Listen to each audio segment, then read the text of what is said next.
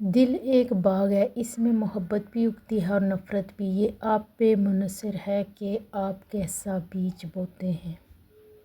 ہم لوگ بھی عجیب ہیں، مرے ہوئے انسان کو کندھا دینا ثواب تو سمجھتے ہیں مگر کسی زندہ انسان کو سہارا دینے سے کتراتے ہیں۔ حضرت علی رضی اللہ عنہ نے فرمایا 40 دن تک صرف سچ بولو، پھر جو تم بولو گے وہ ہونے لگے گا۔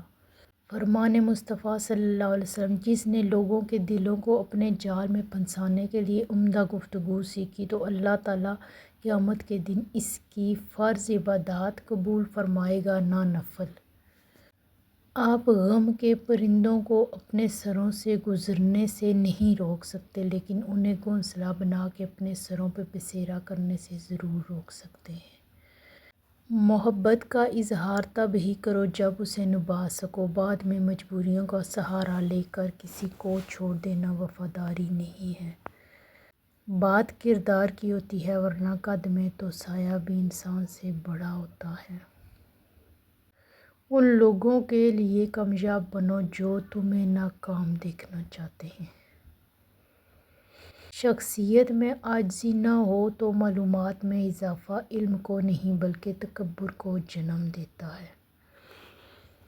بہت زیادہ خوفزدہ رہنے والے بڑے کام نہیں کر سکتا، اللہ پر بھروسہ کر کے نکلنے والا ہی آگے نکلے گا۔ انسان کے لیے ضروری ہے کہ وہ کچھ بنے اور کچھ بہتر اس دنیا میں کر کے جائے، اور اس سب کچھ کے لیے اسے کچھ بنیادی اصول بنانے پڑیں گے اور پھر ایک مسلسل محنت کی ضرورت ہے۔ دعا میں گرا ایک آنسو آپ کی پوری تقدیر بدل سکتا ہے۔ زندگی ایک بار ملتی ہے، سراسر غلط تصور ہے۔ زندگی تو ہر روز ملتی ہے، دراصل موت صرف ایک بار ملتی ہے۔ قرآن کی تاثیر یہ ہے کہ آپ جب بھی اسے ایمان اور اچھی نیت کے ساتھ پڑھیں تو وہ آپ کو کچھ نہ کچھ فائدہ ضرور دے گا، اور اگر آپ سمجھ کے پڑھو گے تو کچھ ہی آیات میں تمہیں اپنے کئی مسائل کا حل مل جائے گا۔